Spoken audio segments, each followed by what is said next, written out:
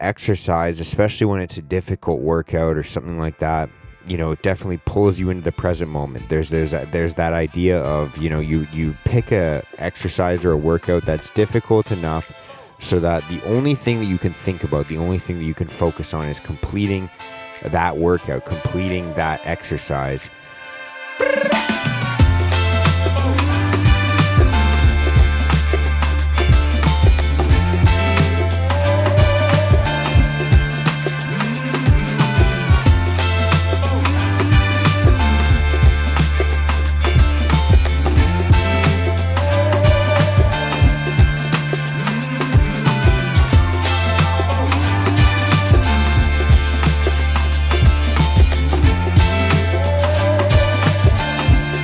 Hey, what's going on? Welcome to the Risen Fawn podcast. I am your host, Mark Hendrickson, and if you are brand new to this podcast, then what you can expect is open and authentic conversations about things like mental health, self-development, and how to get your life moving in the right direction.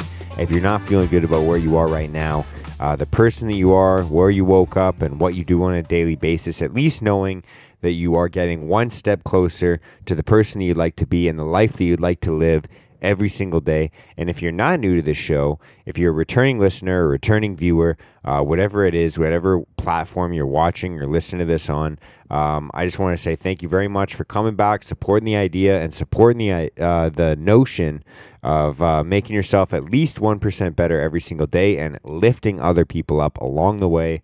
Whether you're brand new to this podcast or not, I just wanted to say thank you very much for being here from the bottom of my heart. You are the reason that I do what I do. Yes, you. And so, happy Monday. Let's get into it. How's everybody doing today? We just finished off the weekend. It's kind of funny because everybody around me just kind of got sick, and it sounds like my throat's kind of getting a little tickle in it right now, and so I apologize for that. Bear with me today. I feel fine. So we're pushing through on this. Not a problem. And so I was thinking about doing a couple of different episodes on anxiety, specifically anxiety and different topics about anxiety, what it is, and different ways that you can help work on your anxiety and just different ideas about that. And so let me know if you guys are interested in hearing more about my thoughts on anxiety, what anxiety is, where it comes from, why we feel it in the first place, things like that. I thought to kick off this topic, I thought it would be the easiest to start by talking about things that I feel like I know the most about. And so what I wanted to talk about today, this is going to be a short little episode for you guys, and hopefully it'll help you reframe the way you think about this topic in particular, I guess, and how it relates to anxiety. You guys have kind of heard me talk about this stuff before, but I'm going to try and go not more in depth, but just give you a different way to think about it. And so what I wanted to talk about today is one of the ways that I know best to deal with anxiety, and one of the ways that I've had my life transformed is through exercise and the relationship between exercise and anxiety and overcoming problems, etc. And the most commonly thing that you hear about anxiety is true when it comes to exercise, which is the idea that exercise, especially when it's a difficult workout or something like that, it definitely pulls you into the present moment. There's that idea of, you pick a exercise or a workout that's difficult enough so that the only thing that you can think about, the only thing that you can focus on is completing that workout, completing that exercise. And in doing so, it pulls you into the present moment, thinking nothing other than what you're currently physically overcoming at that moment. And that's so true because when you're doing a physical exercise or a workout that's strenuous or taxing enough on you, the only thing that you're thinking of is, how do I get through just this second? How do I just get through this rep? How do I just get through this lap? How do I just get through this next, step in the run? And it definitely pulls you into the present moment more and more and more. Those things that nag in the back of your mind, it quiets down those voices, all those things that you need to take care of, all those things you haven't thought of or dealt with yet. All those voices are quieted down. But it's not just a distraction tool. It's not just a way to get yourself out of the mind state of worrying about these things in the first place, only to have to deal with them later on. It also serves as a tool to show you that you can overcome things that make you feel like you can't breathe, your heart's racing, you're not sure if you can continue going, but you do. And it allows you to to display to yourself that progress is possible. When you see yourself get stronger, get faster, increase your endurance, get more flexible, get better at a skill that you've been trying to get at,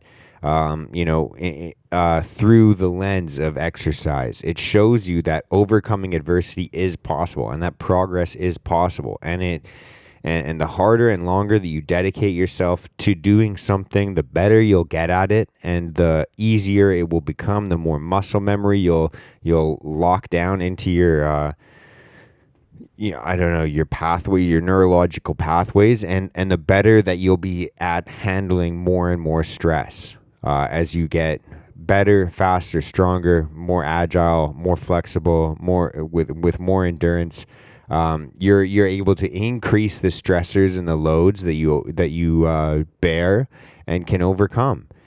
And exercise is a perfect platform or lens to see that through. The idea of it's possible to get better. It's possible to get stronger. It's possible if I just keep working through the pain to get better. And so those are the main two ways that I think that fitness can help us with stress and anxiety, not just distracting us or keeping us present in the moment, but showing us that it's possible to improve and make progress. And the very last thing that I'll say about anxiety or fitness today is that actually there's probably a couple different things, but the next one I'll talk about is this idea of a chemical imbalance. And, we talk about chemical imbalances all the time, whether it's anxiety or depression or PTSD or ADHD, etc. This idea of, it's caused by a chemical imbalance. And modern medicine tells you that if you have a chemical imbalance, then you just need to take those chemicals and put them in your body, and then the problem is solved, because the problem is caused by a chemical imbalance, and so drugs can fix that. And that was, a theory that was brought into medical science at around in roughly probably like the 80s and 90s. And it's decades old, and modern psychologists and scientists are kind of finding that, maybe chemical imbalance isn't the cause, but it's the symptom. And when we look at things like depression and anxiety and ADHD and PTSD, it's like the chemical imbalance that we're seeing is actually a symptom of these issues, not the cause of these issues. And so just simply replacing these chemicals synthetically through taking drugs is not going to fix the underlying problem. And so one of the ways, obviously, that you can replenish these neurological pathways that your body naturally creates, these chemicals and these hormones and these drugs, like dopamine, serotonin, etc., is through exercise. Through the natural release of different hormones that you'll have throughout your exercise, when your adrenaline spikes, when your cortisol levels spike, when you go through the natural ebbs and flows of all of your hormones firing away, and it does wonders for your circadian rhythm.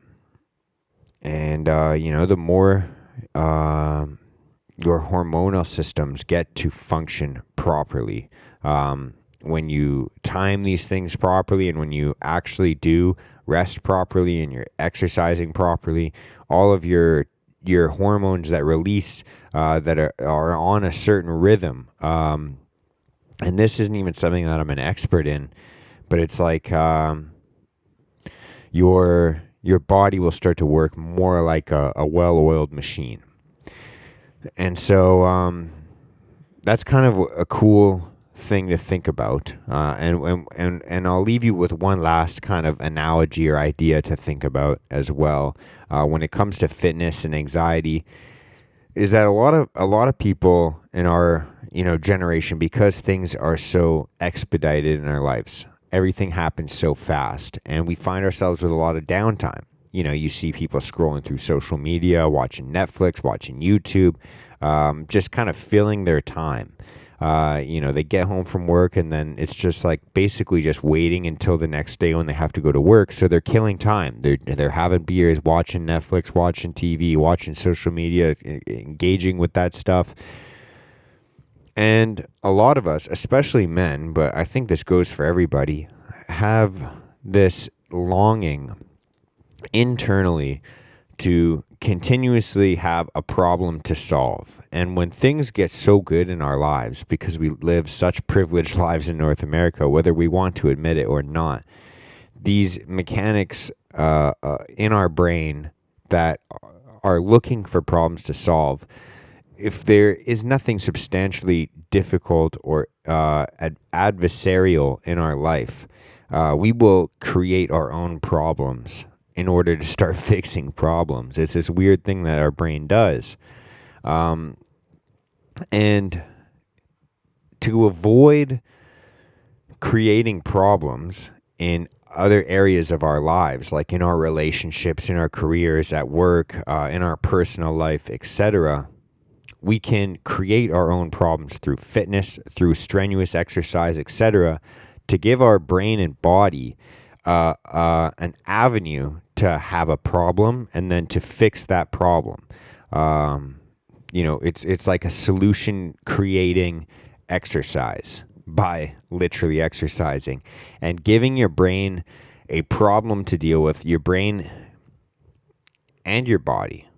By giving your brain and your body a problem to deal with through a strenuous workout or any form of exercise is one of the easiest ways to stop your brain and your anxious mind from creating other problems in your life just to be able to solve them and create that anxiety loop of, I don't see a problem in my life. There must be a problem in my life because this is how my brain has evolved to survive, is looking for problems. And so, if I don't see a problem in my life, I'll look for a problem, I'll create a problem, and that way my problem-solving brain can work on that problem. If we don't have a healthy problem to work on, like a strenuous workout or some sort of exercise that puts a stress or a load on our body, we will create that problem in other avenues of our lives if there's nothing that we are actively trying to overcome currently. Just kind of a mental, just a weird idea I've had recently. So it's kind of, it's unpolished, but it's just something that I've been thinking about.